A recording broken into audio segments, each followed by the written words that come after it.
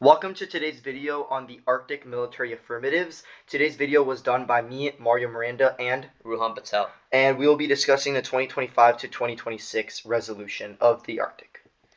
So in this video, we're going to be exploring 4 military affirmatives that are commonly run. They include domain awareness, the Coast Guard, and NATO. And we're going to be talking about common off-case positions that you can run, as well explaining the affirmative case. So one of the first common affirmatives that you're probably going to see on the circuit is domain awareness. This is essentially arguing that right now, the United States is completely blind in the Arctic. We have no real technology, our sensors are 40 plus years old, and the only thing that we have right now in the Arctic is one icebreaker to monitor our territory. It's saying that if we update these sensors, we're going to be able to have a better understanding of what goes on in our territory to combat Russian and China aggression and influence. Advantage 1 is miscalculation. It's saying that no domain awareness will lead to Russian missile attack. Right now, our cooperation and relations with Russia are completely in the dumps. After the Arctic NATO summit, helping them in Ukraine, and sanctions on the West, Russia is right now not cooperating with the United States. And because of this, they have no reason not to attack us. We don't have second missile defenses, and we don't have any capabilities to stop their attack from having major impacts on the United States. The second advantage is competition. It's explaining that with domain awareness, we're going to be able to cooperate with countries like Japan and South Korea, with them lending us things like icebreakers. This cooperation spreads democratic influence and power. The impact says that if we have authoritarian powers like Russia and China ruling over the world and having presences in regions like the Arctic, that leads to extinction because there's no scientific discovery and the world locks in. The common off-case run against this affirmative includes the strategic stability disadvantage, the hotlines counterplan, and the China CCP disadvantage. The strategic stability disadvantage says that if the United States randomly comes and starts building in the Arctic, Russia will have use it or lose it pressures.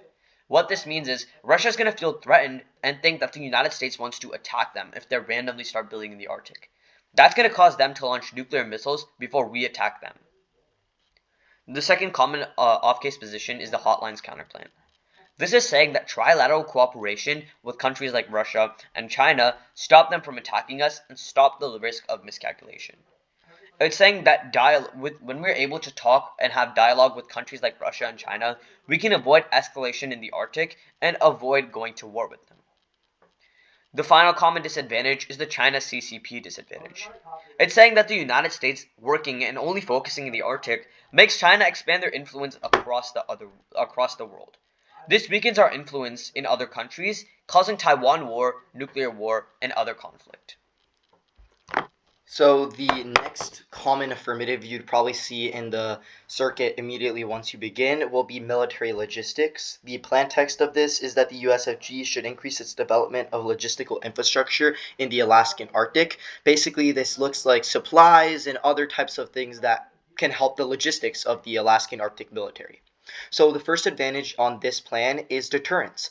So basically it's transferring military supplies to Alaska because it's the key location to deterring the foreign encroachments from Russia and other countries and can basically stop the escalation of future wars and attacks, since wars happening in the Arctic are most likely to start in Alaska, since it's kind of like the key point for American infrastructure in the Arctic specifically.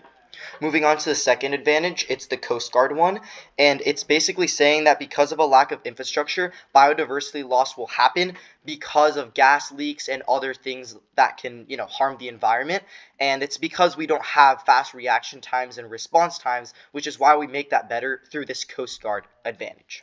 So there are two common off-case positions that are ran against this plan, and it's the Putin DA and the strategic stability disadvantage, as my partner said in the last affirmative plan. So first, on the Putin disadvantage, in this case, basically it's saying that even though USA's actions of building, tech and giving ammunition and other supplies is fundamentally defensive, Russia and Putin specifically won't see it that way and will instead see it as offensive action, which threatens their regime, which in turn leads to them falling out against us, attacking us, and creating a nuclear war from this lash out due all from our plan happening. The second disadvantage is once again the strategic stability, which my partner already covered before. But basically, in this case, it's similar to the Putin disadvantage in that Russia, in the Arctic specifically, will feel that strong use it or lose it pressure, meaning that it's like, why would we not do this if it's kind of like our last resort at this point? So it causes them to attack us as a last resort and in turn lead to the harm of American citizens and death, war, etc. The third affirmative plan that we're going to discuss today is Coast Guards. So the plan text of this is that the USFG should increase its exploration and or development in the Arctic under the guidance of the Coast Guard collaboration with Russia under Arctic Coast Guard Forum. So basically, the plan cooperates with Russia in order to, create that bond between U.S. and Russia, specifically through the Coast Guard Forum, which helps rebuild that dialogue we need for peace and also reduces, any conflict that could happen in the future, specifically stemming from the Arctic region. So the first advantage of this plan is cooperation, as the name entails. It'll basically lead to cooperation over fishery, so stop fishery wars and lead to no escalation and no nuclear war. So basically, it's saying that unless we do this plan and, talk with Russia, cooperate, etc., we won't be able to stay in a stable environment and it'll lead to escalation due to it. The second advantage is the China advantage that basically says that if the plan isn't implemented, Russia will remain excluded from the Arctic because of the security cooperation not happening, and that'll force it to rely on China as kind of like a second-hand plan, and it basically increases regional tensions and the risk of escalation due to it. So we need to pass our plan to make sure Russia is cooperating with us and creating like a stable scenario in which neither side feels entailed to escalate or feel any trouble. The common off-case positions for this are two different ones. The first one is Advantage CP, counterplan, and the last one is Asian assurances. Starting on the Advantage counterplan, the plank 1 of this Advantage counterplan is that Canada does the plan, meaning that basically Canada cooperates through the Coast Guard Forum with Russia. And then the second part of it, the plank 2, would be asking Canada if it's a good plan as the U.S., because that way both Canada and the U.S. do the plan at the same time, because Canada would say yes, and in turn that leads to trilateral, in a sense, cooperation in which peace is exacerbated even more, creating a great scenario of like a stalemate where every side feels entailed to being peaceful. Lastly is the Asian assurances disadvantage, in which currently the U.S. and South Korea have a strong alliance, as said in domain awareness in the first plan.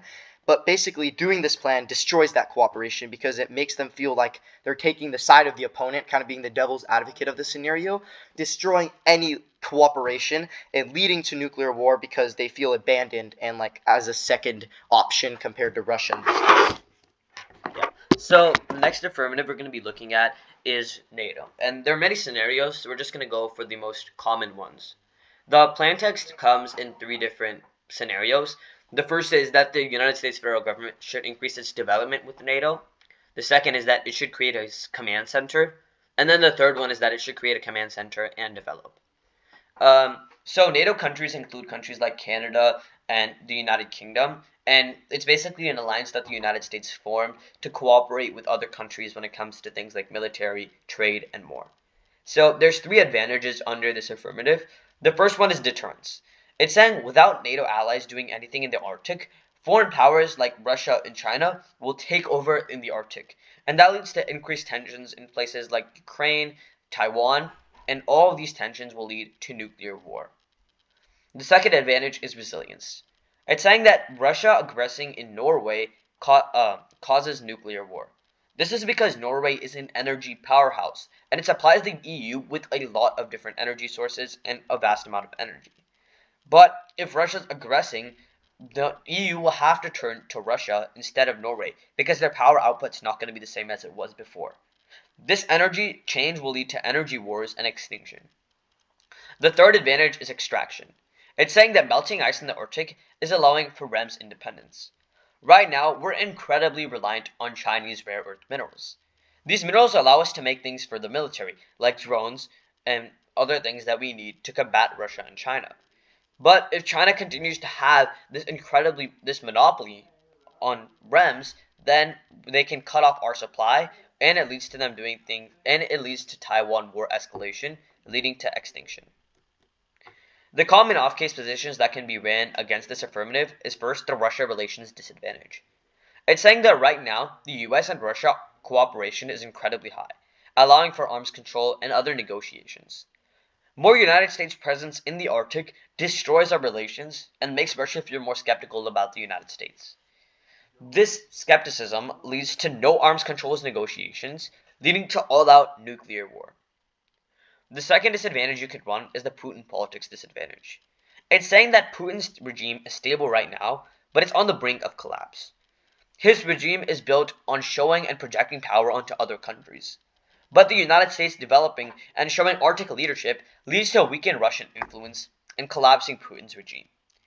This will lead to a civil war inside Russia because they feel divided on Putin's regime, resulting in nuclear war in the entire world.